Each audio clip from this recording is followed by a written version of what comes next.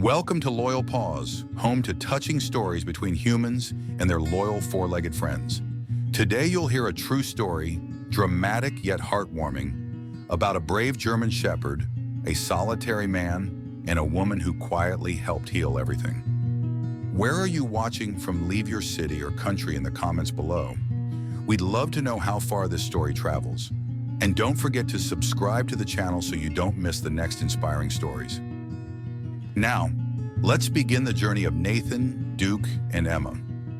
The silver gray SUV slowly turned onto the familiar gravel path leading into the small forest, where a modest wooden house appeared amidst the vast green canopy.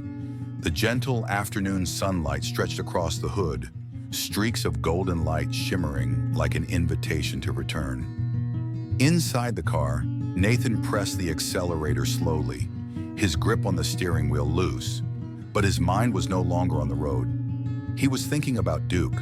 Duke, the German shepherd who had lived with him for nearly 8 years, ever since he was just a skinny, trembling puppy in the corner of a cage at a rescue shelter.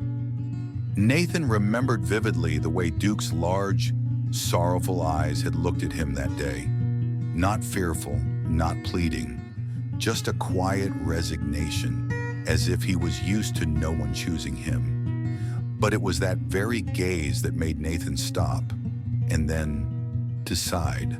From that day on, his life changed. As a university history lecturer, Nathan was accustomed to a solitary life, to evenings immersed in books, the hum of the printer, and the faint yellow lamplight. But Duke brought a different kind of life to that small house. A steady breathing sound at night, the soft tapping of paws on the wooden floor, the happy bark upon hearing his car return. Those small sounds gradually became the rhythm of Nathan's life. They filled the silences he thought he had grown used to.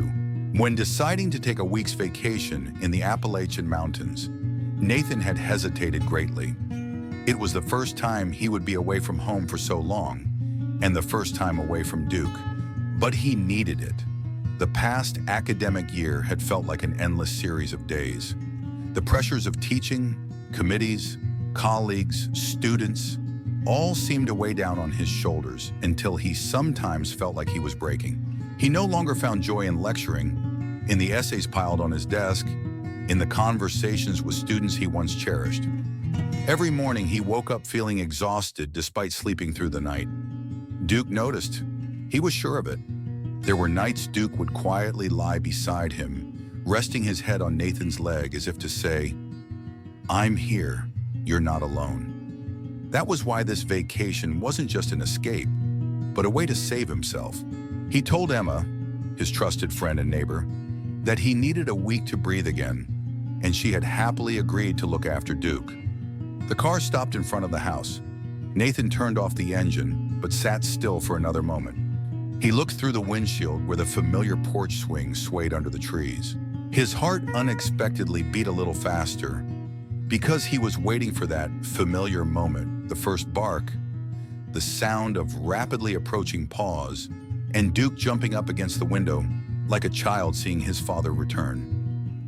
Nothing. Nathan frowned, opening the car door. A light breeze blew past, rustling the branches of the old pine trees. The afternoon air was still fresh, but something began to stir uneasily within him. He pulled his suitcase, stepping onto the wooden porch. His hand touched the doorknob, the same old, slightly scratched knob, but colder than usual. He turned the key, pushed the door. The door swung open, and a wave of cold air drifted out from inside. Nathan stepped in and froze. No sound of running paws, no panting, no scratching at the door, no Duke. The house was submerged in a silence that was frightening. Nathan stood motionless for a few seconds. The house was the same, the small hallway leading to the kitchen, the dark brown wood-paneled walls, the gleaming wooden floor. But the atmosphere, something was wrong, very wrong. He closed the door, his suitcase still right by the entrance. "Duke!" he called out loudly. No answer. He moved into the kitchen. The familiar room showed no signs of disturbance, but it felt cold, lifeless. Duke's water bowl sat in its corner, empty. The red leash hanging next to the back door was still there, silent like a memento. No sign it had been used today. "Duke!" His voice was softer this time, almost a whisper. Nathan walked quickly into the living room, the light filtering through the window just enough to dimly illuminate everything. The fireplace was cold. Duke's favorite pillow still lay beside it, undisturbed, as if it hadn't been used in days. He started to worry. An unsettling feeling clung to his mind, as if he were a guest in his own home. There was no smell of dog fur, no smell of leftover food, none of the familiar sounds. "Duke! Where are you, boy? Come on!" Nathan called out louder, his voice trembling slightly. Still, no response. He began checking room by room, the study, the laundry room, even the bathroom. No sign of Duke. No click-clack of claws on the floor, no soft groan as Duke woke from an afternoon nap. He approached the stairs. The two-story house, compact but comfortable enough for one man and one dog. He took each step, his heart pounding faster. Upstairs, the bedroom door was slightly ajar. The air on the second floor was even colder. Nathan pushed the door open, flipped the light switch. The room was empty, bedding neat, no trace. He began to feel afraid. Not the usual kind of fear, but a slow-burning, icy dread that trickled down his spine. He backed away, heading downstairs again. And then he stopped before the living room door, the last place he hadn't thoroughly checked. The door was slightly ajar. A faint smell, something wafted through the air. The smell of iron, metallic, the kind of smell he'd encountered in hospitals or when he'd bled. Nathan took a deep breath. Without touching the knob, he used his foot to gently push the door open further. A current of cold air flowed out from within. He froze. Before him, in the dim light, was a dark red smear splattered on the edge of the wall. The living room door creaked softly as Nathan pushed it open with the toe of his shoe. The sound seemed small, but in the silent house, it echoed with a chilling clarity. One step, two steps. He entered as if venturing into a foreign place, though this had once been his favorite room in the house. The air here was thick, gloomy, and heavy with a strange odor. Something acridly metallic. The distinct smell anyone trained in first aid would recognize instantly, the smell of blood. And then, as enough light from the hallway crept into a corner of the room, Nathan stopped short. His mouth fell open, but no words came out. A long, smeared trail of blood ran along the edge of the door. Not just one, but many dried bloodstains. Dark brown, splattered everywhere. In some places, the blood was smeared as if someone had violently wiped a bloody hand across the wood surface. Elsewhere, tiny droplets dotted the area, as if from a forceful impact.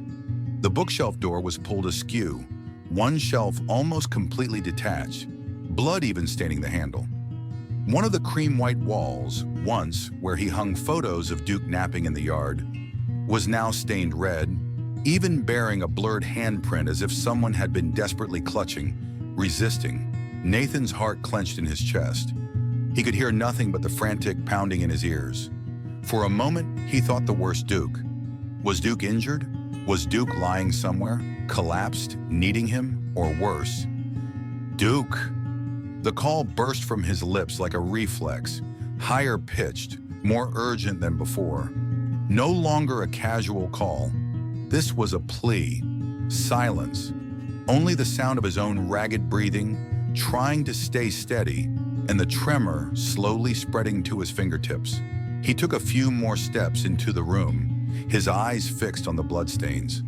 The wooden floor in front of the sofa bore faint footprints.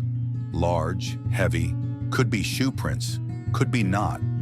But whoever it was clear a struggle had taken place here. The armchair, where Duke usually curled up each evening, was overturned. Cushions torn open, stuffing spilling out and scattered. On the wooden table, the coffee cup he'd left before his trip lay tilted, its contents dried and crusted. One edge of the table was chipped. The splintered wood looked fresh. It couldn't have been accidental. Then, while looking around, he heard a faint sound from upstairs. Tap, tap. It was the unmistakable sound of claws. Nathan spun around, his eyes wide with anticipation. And then Duke's large figure appeared at the top of the stairs.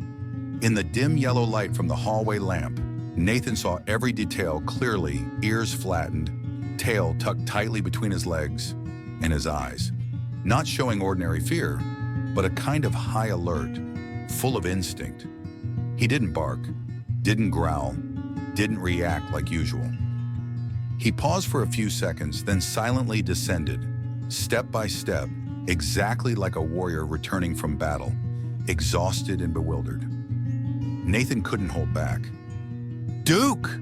he called softly, his voice thick with emotion this time. Duke stopped, looked at him. That gaze was strangely different, not the usual welcoming or joyful look. It was as if he was waiting for judgment, as if he wanted to ask, "Did I do the right thing?" Duke approached slowly, no longer rushing towards him like always.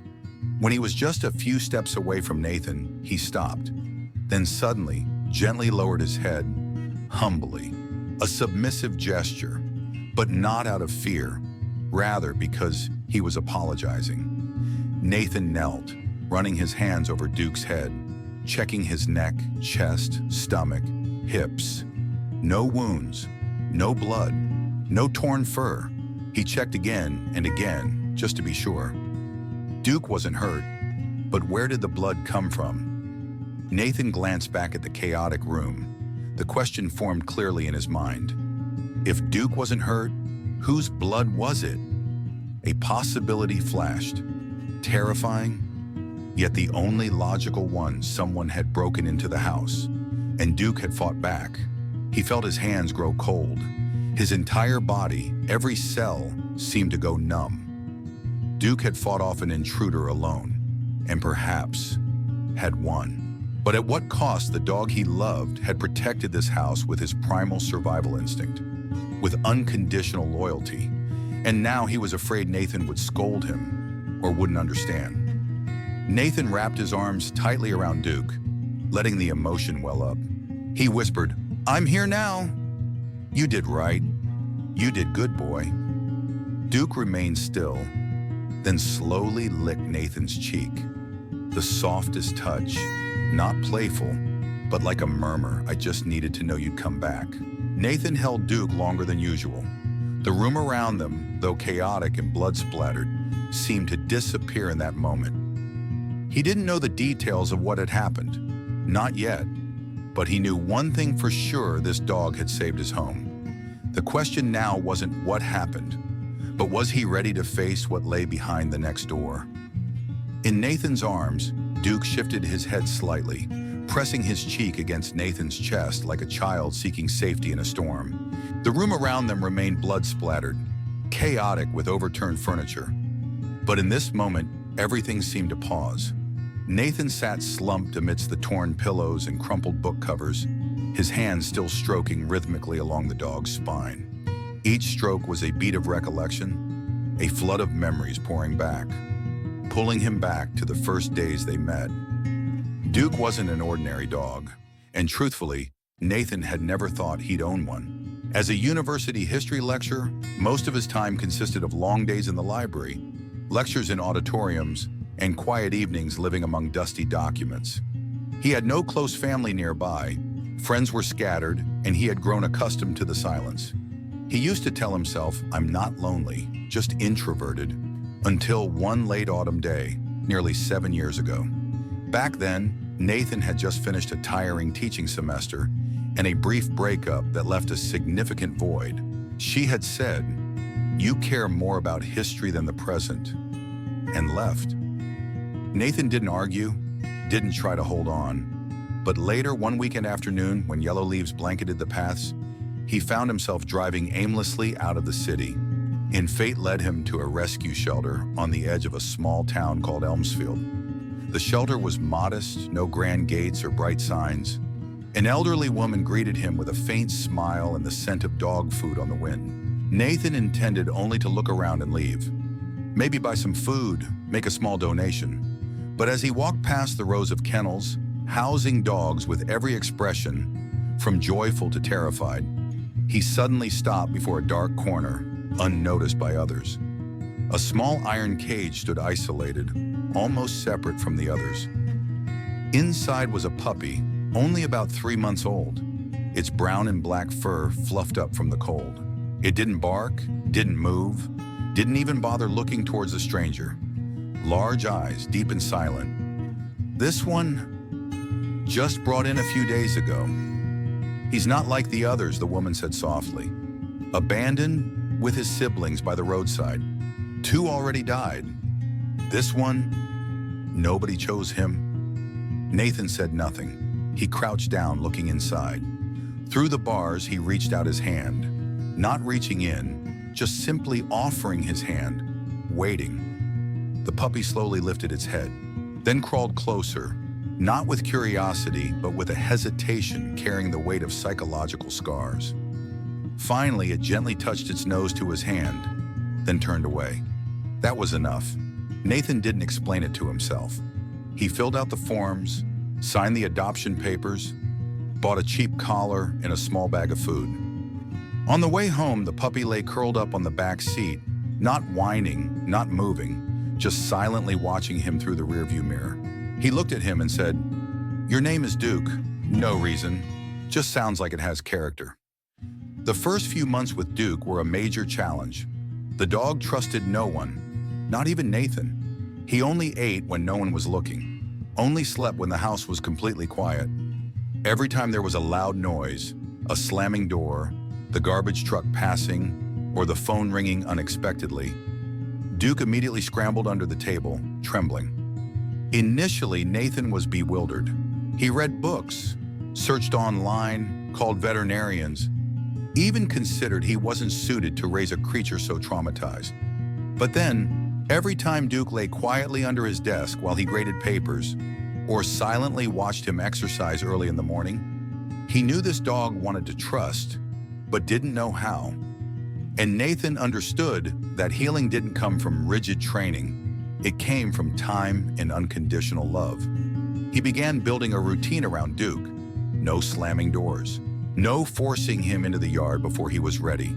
At every meal, he set out 2 bowls, one for Duke, one for himself, and ate together, even in silence. Every evening, he read books aloud, not to gain more knowledge, but so Duke would get used to his voice, to his peaceful presence. 3 months later, Duke ventured into the yard on his own for the first time, stepping slowly, sniffing every blade of grass. 6 months later, he proactively placed a paw on Nathan's knee while he watched a movie. A year later, Duke had developed the habit of waiting right by the door whenever he heard Nathan's car approaching. Gradually, Duke became the heartbeat of the house. He wasn't just a companion, he was an indispensable part of Nathan's life. On nights Nathan couldn't sleep, Duke lay right beside him, head up, tracking his every movement. On long rainy days that made Nathan feel gloomy, Duke would bring his rubber ball, insisting he go outside to play. On days Nathan's research paper was rejected, Duke sat at his feet, breathing steadily, asking for nothing but to be there. And that's precisely why this house, the small wooden house amidst the pines, was never truly home without Duke. Nathan once told a colleague, "Duke isn't a pet. He's part of my life, the reason I don't feel completely alone." And today, sitting amidst the bloody, wrecked room, holding Duke, who trembled slightly in his arms, he knew every word he'd ever spoken was true. If a battle had occurred here last night, Duke had chosen to stay, not run, not hide. He had chosen to fight, to protect this home and keep his promise to him. Suddenly, Nathan wondered if he hadn't turned into that rescue shelter that day. Would Duke still be alive today? Or would he have died silently by the roadside like the others? That question brought a lump to his throat. He hadn't saved Duke. They had saved each other. Outside, dusk began to fall. The last rays of light filtered through the curtains, stretching across the blood-stained floor. But in Nathan's arms, Duke's breathing grew steadier. His eyes were less tense. He knew his master had returned. He no longer had to guard the house alone. And Nathan knew one thing for sure: whatever had happened, whatever truth awaited behind the next door, he would never let Duke face it alone again. They were family, and family doesn't abandon each other. Late that spring, as the roadside trees began turning a fresh, vibrant green, and the morning air carried the thick scent of pine resin, Nathan decided he had to temporarily step away from the teaching grind. A belated but necessary decision. He had postponed it too many times, finding every excuse not to rest: new classes, committees, students needing advice, a research manuscript half-written. But after a tense meeting, sitting silently in his office at dusk, Nathan saw his reflection, a gaunt face, sleep-deprived eyes with a dull look. He realized he needed a break, not because he wanted to, but because if he didn't, he would collapse. And also because of Duke. Lately, Duke often sat quietly watching Nathan, his gaze seemingly worried. In those moments, Nathan felt guilty. That loyal dog asked for so little, only needing him. Yet for so many days, he had just been silent in the house, stressed, tired, no longer hugging him like before. Walks became hurried. Pats were perfunctory. Evenings were no longer spent sitting together on the porch as they had all summer. A trip was necessary for him to recharge, and so that upon returning, he could be himself again, a better friend to Duke. The plan was meticulously laid out. A small cabin hidden deep in the woods near the state border. No phone signal, no Wi-Fi, just mountains, streams, and books. For Nathan, that was enough. Only one thing troubled him: nowhere allowed dogs. He had searched extensively. A few places had pet-friendly policies, but when he mentioned Duke was a nearly 40-kilo shepherd, they refused immediately. Not suitable, no space, we only accept small dogs. The same answers repeated. Nathan considered canceling the trip. Then one Saturday afternoon, while making coffee, Emma walked in. Emma was Nathan's close neighbor. Living just a few houses down, she was the kind of person who brought comfort to anyone she met. Hair neatly tied back, a ready smile always on her lips, and a peculiar habit of bringing homemade baked goods over to Nathan for no reason. She and Duke had an almost best friends relationship. Every time she came to Nathan's house, Emma's first action was always to bend down, hug Duke, nuzzle her face into his fur, and whisper things no one understood, except Duke. She even once said, half joking, half serious, "If I haven't had a boyfriend for a long time, maybe it's because I've fallen in love with Duke." When Nathan briefly explained his vacation plans and the difficulty finding a place that allowed Duke, Emma interrupted him immediately. "Let me look after Duke. I'm completely free.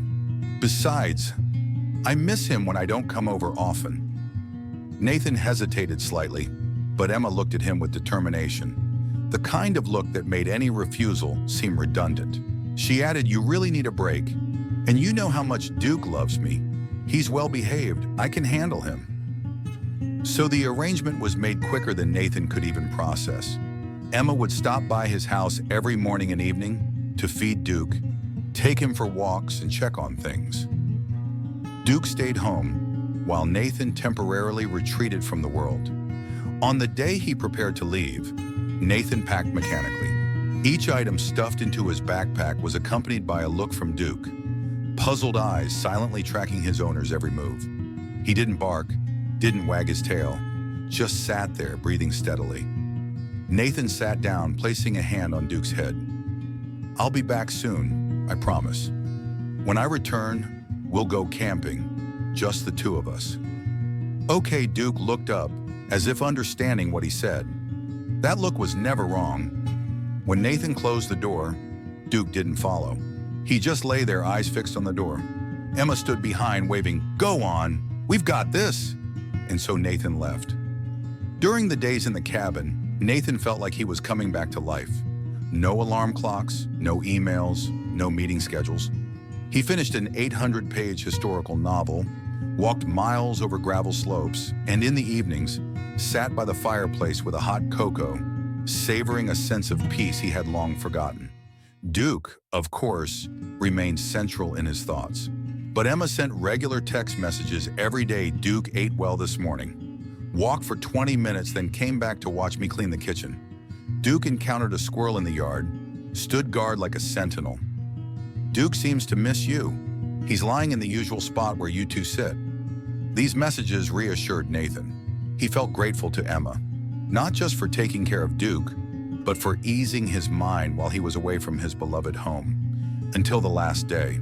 That afternoon, Nathan was reading on the cabin steps when his phone rang. It was Emma. Her voice was different from usual, soft but urgent. "Nathan, I'm so sorry. I can't come over tonight. Something unexpected came up. My mom's hospitalized. I have to go back immediately. I walked Duke this morning, left enough food and water. But tonight..." Nathan stood up, feeling unsettled. "Is there anyone else nearby you could ask?" he inquired. Emma sighed. "I called a few friends, but no one's close by. My mom's in another city. I have to leave right away. I don't think anything will happen." "I'm really sorry," Nathan reassured her. "It's okay. Your mom is the most important thing. Duke will be fine. He's an old soldier." He hung up, looking out at the forest before him, a strange feeling rising within him, worry mixed with helplessness. He checked his phone. Tomorrow was his return day. He reassured himself, just one night. What's there to worry about? But deep down, a persistent unease began to grow. And he had no idea the very night, just one night of absence, was when everything in that house would change forever. That evening, as the last light of day faded behind the distant trees, Duke lay curled up in his corner of the living room, the same spot where he and Nathan usually sat each night. The house was quieter than usual. No familiar footsteps of his master. No sound of the kettle boiling, pages turning, or coffee dripping from the machine. Only the wind and the emptiness. He had grown accustomed to Nathan's absence for a few days, but there was always Emma, the familiar woman who visited morning and evening. Each time she arrived, the faint scent of lavender clung to her clothes. She talked, laughed loudly, hugged Duke, and tempted him with crumbs of cake. Even without Nathan, Duke felt secure when Emma stopped by. But today she didn't come. The food bowl had been empty for a long time. Darkness filled the hallway. Outside the window, the forest trees swayed, the wind whistling through the cracks in the wooden door, like it was speaking a language Duke didn't understand. He stood up, walked around the house, nose close to the ground. All the familiar scents were there. Nathan, Emma, the fabric on the sofa, his own scent. But something was missing. A silent void spread through the air, a feeling like the world had forgotten this place. Then he returned to his corner, lying down, ears pricked, vigilant as always. But this time, the silence didn't bring comfort. Every gust of wind, every branch tapping against the window pane made Duke open his eyes. His body wasn't relaxed. His nose kept sniffing relentlessly. And then he smelled something strange, scorched, metallic, stale, unfamiliar. Duke sprang up, ears perked, muscles tensed. His nose turned towards the back door. The wind had just shifted, and simultaneously a faint sound echoed. Click. The back door, where Emma usually entered with her key, had just rattled slightly. Duke didn't bark, didn't charge. He stood frozen in the darkness, eyes wide, body motionless, like a wolf in the forest observing its enemy before deciding to strike. The sound of shattering glass, clear. A window was broken. Shards rained down onto the kitchen tiles, sounding like glass falling in the dead of night.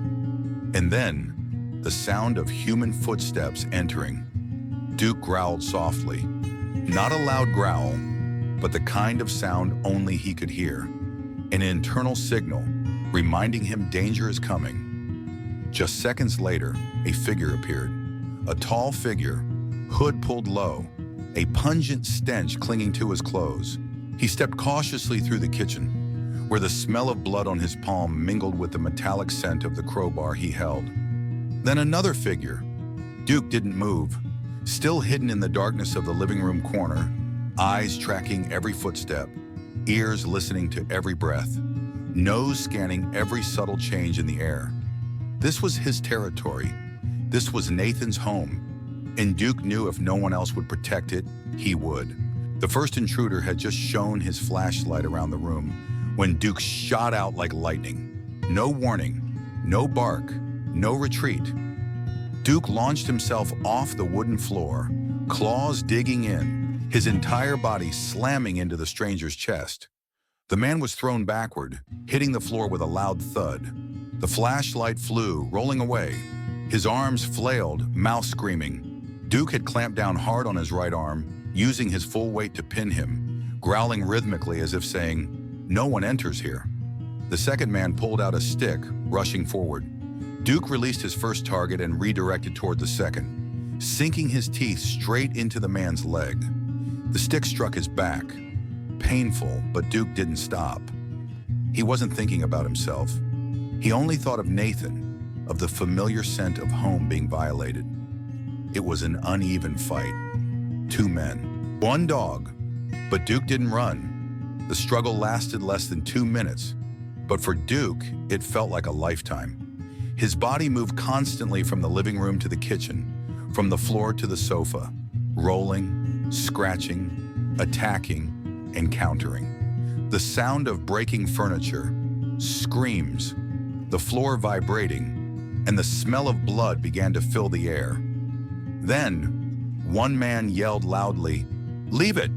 Let's go!" Duke, panting heavily, stood blocking their path to the door. Blood stained his muzzle. A long scratch marked his side. Fur ruffled, back arched, eyes blazing. The second man, limping, pulled the first one up. Both scrambled out the door, leaving behind a bag of stolen items and a scene of devastation. When the door slammed shut, Duke didn't pursue. He stood there, breathing, trembling. The stranger's blood dripped onto the floor. The metallic tang still hung heavy in the air. His back ached, his eyes stung. But the house was still standing. Duke walked slowly back to his corner. Though exhausted, he returned to his familiar spot, where Nathan sat every evening, and he lay beside him. He lay down, head resting on his paws, eyes still open, heart still pounding. He didn't know if Nathan would return soon, didn't know if he had done the right thing. But Duke knew one thing: I protected home. Outside in the forest, the wind still blew, the moon rose high, and the wooden house, amidst the wreckage and blood, remained silent, waiting for dawn. As Duke pressed close beside him, his whole body still trembling slightly. His breathing was rapid, shallow, but his eyes had softened. No longer defensive, just clinging. Nathan gently stroked the dog's back, his mind a tangled mess like short-circuited wires. But then, as the dim light caught the bloodstain on the rug, he looked up and truly began to see. Not just blood, not just the unusual absence. The entire house was trashed. The living room, which Nathan had once taken pride in for its tidiness and coziness, now looked like it had endured a hurricane. The armchair where he often read was overturned. One leg snapped. The antique rug under the coffee table was scarred with drag marks, blood, and footprints. The coffee table itself had a broken edge, one leg detached. Wooden shards scattered near the wall. Throw pillows were ripped open, their stuffing coated in dust and blood. A piece of a broken picture frame lay on the floor, the photo of him and Duke taken in the woods last year torn across his face. Nathan stood up, disbelieving his eyes. He moved like a sleepwalker towards the hallway leading to his study. The door was wide open, the handle broken. Inside, things were even worse. Filing cabinets burst open, papers scattered everywhere, some printouts stained with smeared blood. The computer lay tilted, its casing dented, the keyboard smashed. The precious books he cherished for 10 years, many bought in Europe, now lay strewn about, pages crumpled, spines broken. The main bookshelf had been pulled down as if someone had wrestled there, leaving a gaping, chaotic void. Nathan couldn't comprehend it. Who did this, why, and for what? He returned to the living room, his head spinning. Duke followed him closely, step for step, beat for beat. He didn't leave his master's side, as if afraid that if they separated, Nathan too would disappear. Nathan knelt again, checked thoroughly. Duke's fur was matted with blood, but it was dried blood, not from a wound. No torn skin, no bite marks, no signs of being beaten. Duke wasn't hurt. Nathan gasped, a flash of insight hitting him. He looked up at the blood-splattered wall, then at Duke, the dog trembling but still holding his gaze, waiting. That blood wasn't Duke's. He staggered back, leaned against the cold wooden wall, took in the whole scene, all the chaos, the destruction, the gore, then looked at his four-legged friend before him. A fragment of memory returned the sound of breaking glass Nathan heard upon entering. The kitchen door ajar, the back doorknob showing signs of being forced. Nothing valuable was taken. The computer was still there, his wallet, watch, electronics intact. This wasn't a successful robbery. This was a failed break-in. And the reason for the failure was sitting right in front of him. Nathan suddenly felt his chest constrict. In his mind, he pictured the scene, one intruder, maybe two, breaking in, knowing the house was empty. They came through the back door. They brought tools. And they didn't know Duke was there. They thought it was an empty house, but they were wrong. They encountered a creature not just with sharp teeth and strong muscles, but a creature with a reason to fight. A creature protecting its home as if it were its own life. Duke had faced them alone, in the dark, against two intruders who might have been armed, with the instinct to protect his master ingrained in his very being. Nathan didn't know how long the battle lasted, only saw blood splattered everywhere. The smell of blood mixed with sweat, wood splinters, paper dust, and something heavy, like the lingering ghost of fear still hiding in the corners. Duke licked his hand. Nathan looked down. The dog's brown eyes reflected exhaustion, but also a plea for forgiveness. No, there was nothing to forgive. He buried his face in Duke's neck, holding him tight. You saved the house. You saved my whole world. At that moment, for the first time since entering, Nathan wept, not just from fear or shock, but from remorse. He had left, leaving Duke behind, and Duke hadn't given up. He didn't run, didn't hide, didn't seek escape. He confronted, fought, protected until the end. Not because he was trained, not for a reward, but because of unconditional loyalty, something no language could fully explain. And now, amidst the bloody chaos, Nathan understood clearly Duke wasn't just a dog. He was family, a fortress. The reason he continued to believe in the deepest connections, those needing no words, no promises, just presence. After several minutes, Nathan forced himself up. His legs still felt numb, but his mind was clearing. He knew he had to call the police. This couldn't be treated as minor. There were intruders, possibly injured, and the blood everywhere was clear evidence. But what worried him more than property was the one thing making him hesitate. Would Duke be considered dangerous? A dog had drawn blood from intruders, even in self-defense. But the law wasn't always that simple. Nathan feared that Duke's brave actions would be misinterpreted, judged by cold logic. He looked at Duke, still close, eyes never leaving his master, and silently promised, "Whatever happens, I will protect you. I owe you that." Nathan picked up the phone, his hand trembling slightly, but his voice was remarkably clear when he dialed the emergency number. The phone slipped from Nathan's hand after the call ended. He slumped to the floor, back against the wooden wall, eyes staring blankly ahead as if waiting for something to drop. An explanation, an answer, or perhaps forgiveness from himself. Duke sat beside him, eyes still on Nathan, his body gradually relaxing but ears still pricked, instinctively alert. Though the battle was over, the smell of blood, The sound of broken glass and his owner's anxious breathing kept Duke in a defensive state. Nathan placed a hand on Duke's head, stroking gently as if to reassure them both. A mix of emotions still churned inside him: gratitude, pride, shock, fear. But lurking deepest was worry. A question had haunted him since realizing the truth.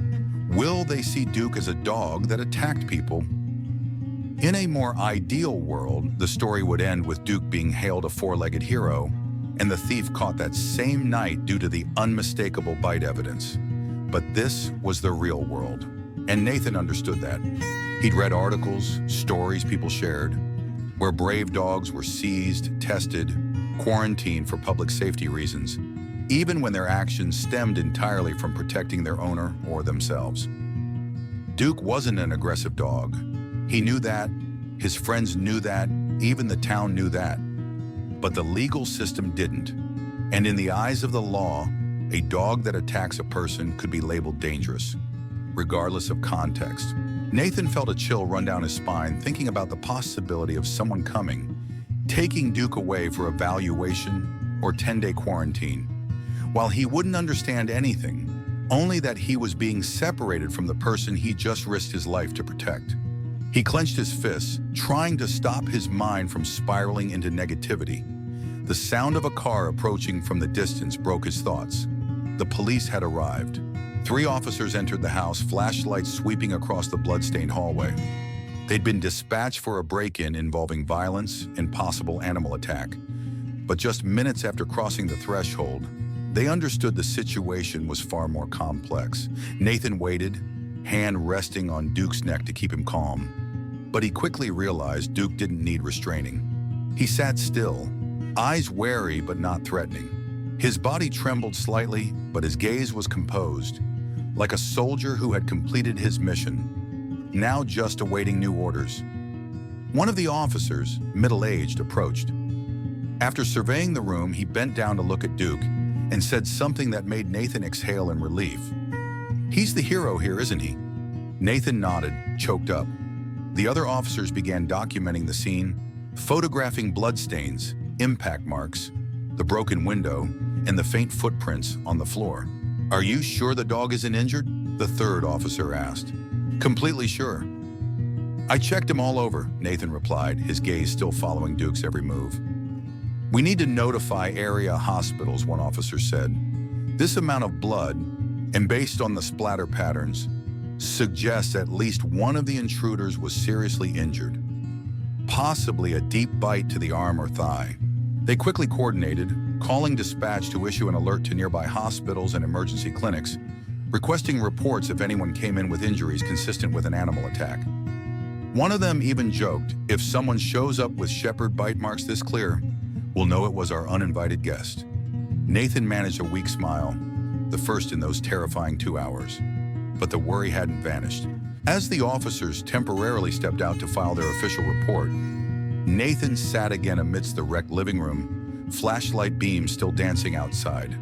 The smell of drying blood intensified, releasing its characteristic metallic tang. He looked around, and for the first time since buying this house, Nathan felt unsafe here. Even with Duke beside him, even though the intruders were repelled, even though the police arrived quickly.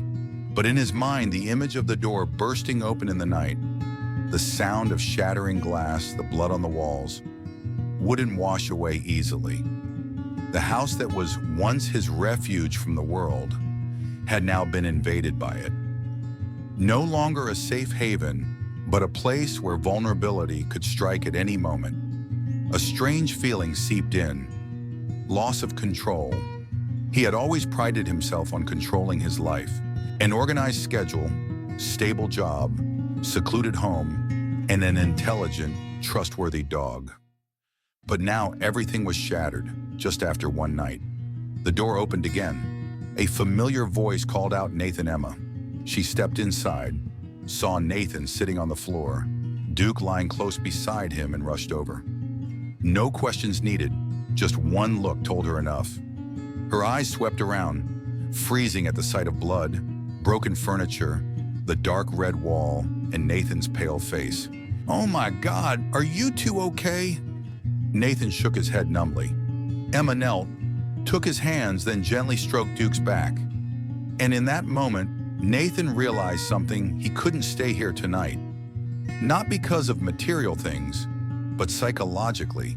He and Duke needed a temporary place to breathe, to recover.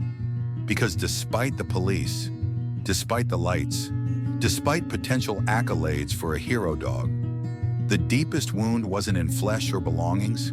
It lay in the feeling of losing home. The door swung open again. "Nathan," Emma's voice called out, soft but urgent. Nathan turned his head. The scene in the room remained unchanged, blood smeared on the floor, papers scattered, broken objects like remnants of a storm. He was sitting against the wooden wall, head bowed low, while Duke lay flat beside him, a loyal shadow refusing to leave. Emma's gaze swept rapidly across the room before locking onto Nathan's face, pale, rigid. Oh my goodness. Without needing explanation, Emma knew something horrific had happened. Her heels clicked hastily on the wooden floor, oblivious to the crunch of glass shards beneath her feet. She knelt directly in front of Nathan, taking both his hands in hers. "Are you okay? Is Duke hurt? Who did—" Her voice broke. She had never seen Nathan like this, shattered, silent, stunned into lifelessness. And in that instant, she understood some wounds don't bleed, but hurt so much there's no feeling left. Guilt slammed into Emma's chest. She was the one who hadn't come last night. She was the one who promised to look after Duke, only to abandon the task due to a family emergency. Though Nathan had reassured her over the phone, now, seeing the aftermath firsthand, she couldn't help blaming herself. If she had been here, if she had arrived on time, if... "It's all my fault," she blurted out, almost a confession. Nathan looked up, his eyes filled with disbelief, not at her, but at the statement itself. "Emma, no, don't." His voice was quiet, but firm. "If you had been here, maybe things could have been worse." She looked at him, unblinking. "I shouldn't have left Duke alone," Emma said, her eyes welling up. "Duke wasn't alone," Nathan replied. "He had his home, and he protected it with everything he had." That statement choked Emma up. She looked at Duke, the dog still lying quietly beside Nathan, his gaze loyal and calm. She didn't know how much he understood of their words, but she knew Duke had endured far more than any animal should have to comprehend. No one spoke for several minutes. Emma took a handkerchief and wiped a spot of blood from Nathan's wrist, though it was just a minor scratch. She didn't know what else to do. The blood-filled space and the heavy silence made every action feel clumsy. And then, as if a light flickered amidst the chaos, Emma spoke softly. "Nathan, you and Duke come home with me. Stay for a few days." Nathan flinched slightly. His instinct, honed by years of independence, urged him to refuse, to say it's fine, to stay and clean up, to prove he was okay. But he wasn't okay, and neither was Duke. "I'm serious," she continued. "You shouldn't stay here tonight, or this week, or until you feel like this house is yours again." Nathan looked up at her, his eyes tired, but flickering with something like relief, as if just pulled from a raging current.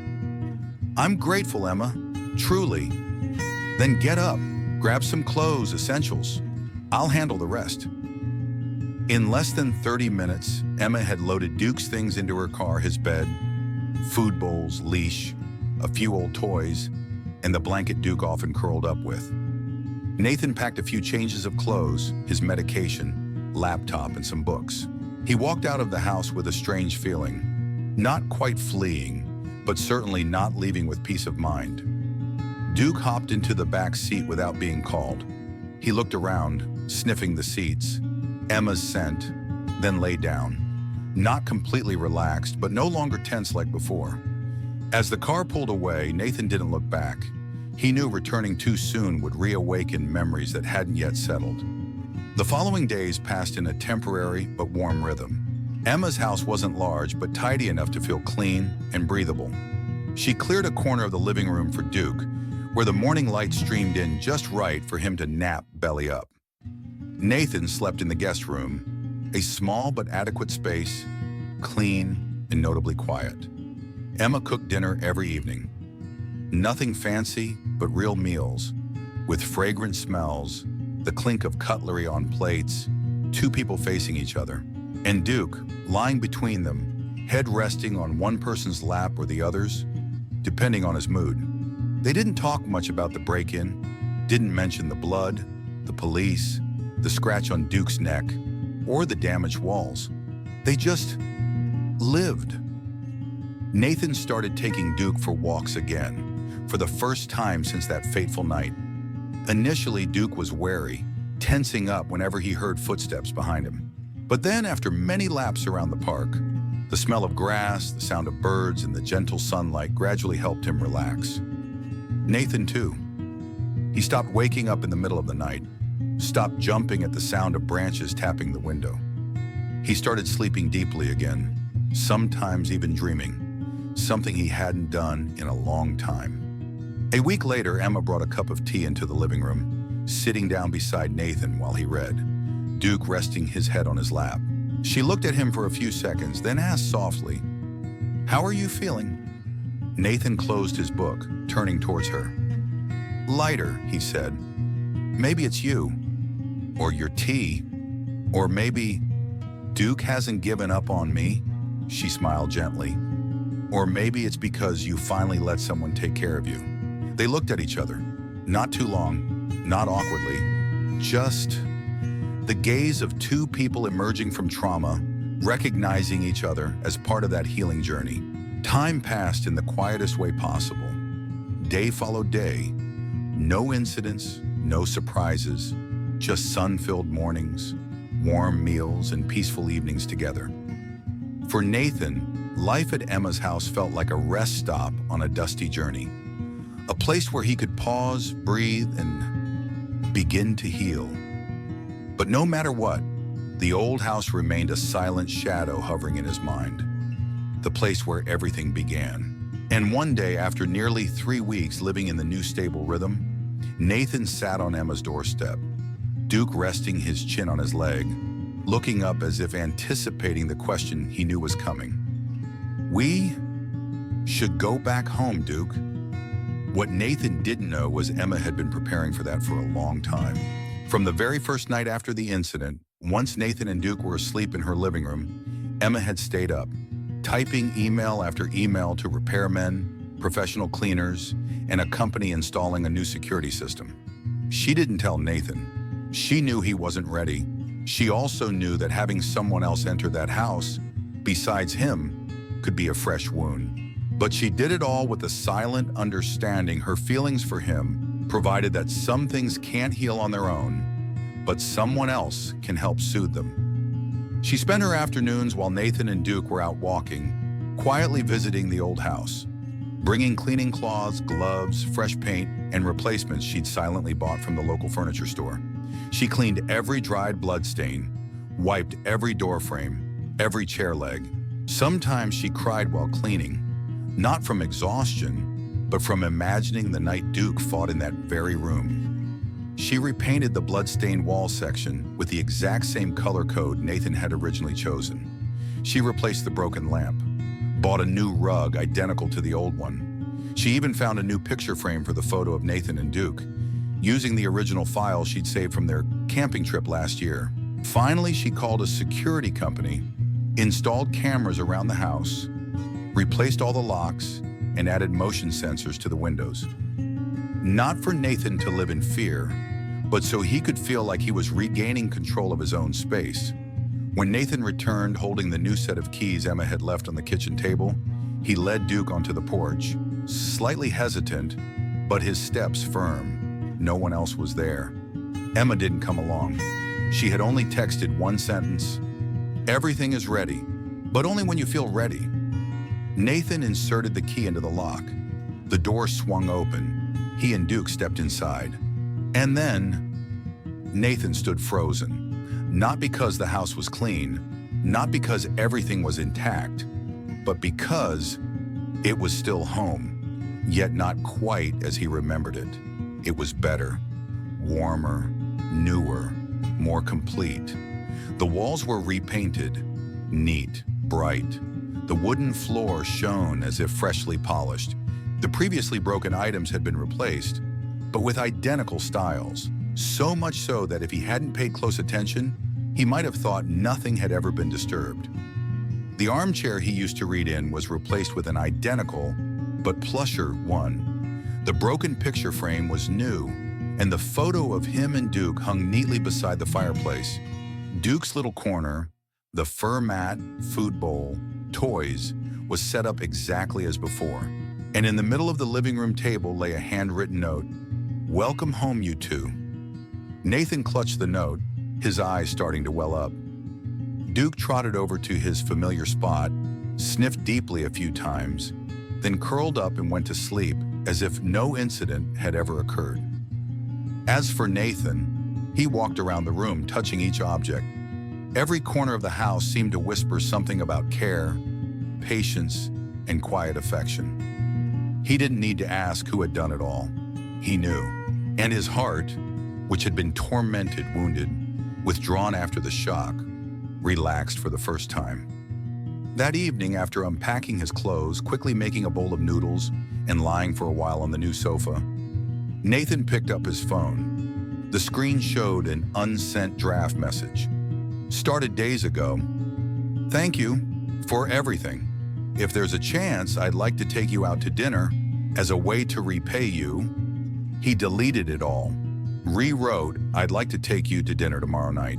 Not out of gratitude, but because I want more evenings like this. Beside you." He hit send, then put the phone down on the table, heart pounding. Less than a minute later, it vibrated gently. A message from Emma. "Okay, 7 tomorrow then. I'll pick the place. You pick the seats." Nathan smiled. Duke, lying nearby, gave a slight tail wag, as if he too understood what was happening. No words needed, no confirmation. But he knew. A new chapter was beginning. The crackling of firewood in the fireplace echoed softly in the room. Orange-yellow flames cast dancing shadows on the wooden ceiling, moving to the slow rhythm of the burning fire. Outside, the night wind whistled through the door cracks like a gentle symphony from the pine forest. But inside the house, everything was completely different. On the new sofa, the one Emma had meticulously chosen to match the old style, Nathan sat in the middle. One hand rested on Duke's back, the other loosely holding Emma's hand, which rested on a cushion. None of them spoke. They didn't need to. It had been 3 weeks since that fateful night. The bloodstains were gone, broken items replaced, walls repainted, the security system installed. The tangible things that seemed like heavy remnants of the break-in were now just memories. But the biggest change wasn't material. It was within each person, and the dog dozing, head resting on his master's leg like a reminder of unconditional love. Nathan leaned back, gazing at the fire, an unusual warmth filling him. Duke, since returning home, had changed. No longer tensing and barking at every noise. No longer flinching when someone touched his shoulder. Though he still startled occasionally, his gaze had returned to the familiar look. Confident, calm, and utterly loyal.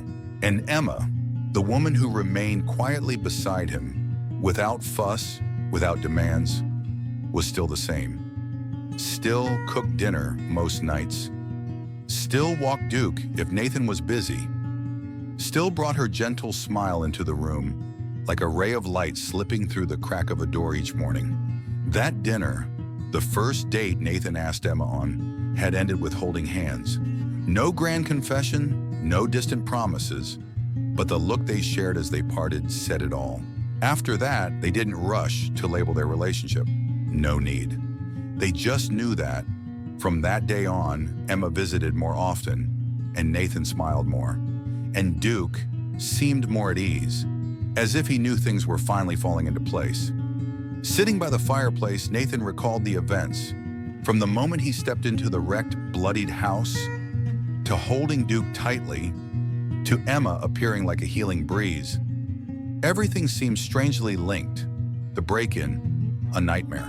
But it was also what made him realize who his true family was. Not the people who only show up when things are fine, but those, whether a neighborly woman or a loyal dog, who are still there when the world collapses. He turned to Emma, speaking softly. "You know, if that hadn't happened, I might never have made a move." Emma smiled, leaning her head on his shoulder. "And if I hadn't arrived that night, you might still be holed up in the house, not knowing how to pick yourself up." Duke huffed, shifted, his ears twitching reflexively. Nathan leaned down to gently scratch behind his ear. "He's the hero," Emma nodded. "And so are you. You allowed yourself to be vulnerable, then stood up again." "That's not easy." The air fell silent once more, but no longer an empty silence. It was the peace that comes after a storm. The fire burned steadily. Duke breathed evenly. Emma squeezed his hand tighter. And in his heart, Nathan whispered something he now believed with all his being: Duke's loyalty, Emma's kindness and love. These are what make the scars worthwhile. Not because the terrible things became easier, but because, thanks to those wounds, he learned to love more deeply. Outside, the wind still blew. The world remained chaotic, messy, and unpredictable as ever. But inside this small house, three souls, a man once broken, a gentle and steadfast woman, and a brave dog, had found each other. And most importantly, they had chosen to stay. No promises needed, no conditions required, just being together. And that is the story of Nathan, Duke, and Emma. Three seemingly disparate souls, bound together by an event no one would have wished for. Sometimes it's in the darkest moments that we realize where the true light comes from: loyalty, kindness, and love. Simple yet enduring. What about you? Have you ever witnessed or experienced a moment where a dog became a hero in your life? Share that story in the comments below. We'd love to hear yours. If you found this story meaningful, don't forget to like it, share it with your loved ones, and subscribe to the channel so you don't miss the next moving stories. Thank you for listening. See you in the next video.